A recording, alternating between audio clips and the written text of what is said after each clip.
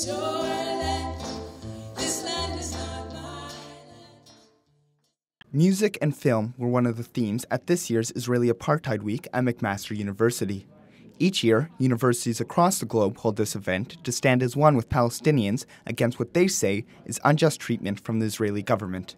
As Israeli Apartheid Week approaches, so do the controversial arguments, some of which are old and some of which are new.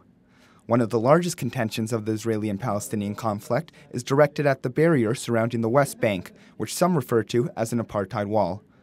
The West Bank is split into 3 areas. Area A is under complete Palestinian control.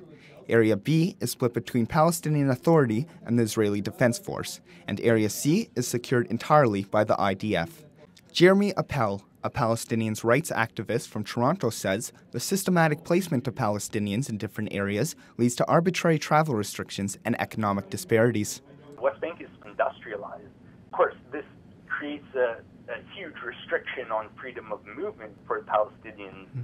Can't just move out to try and industrialize the countryside because it's under full Israeli control or at best partial PA control.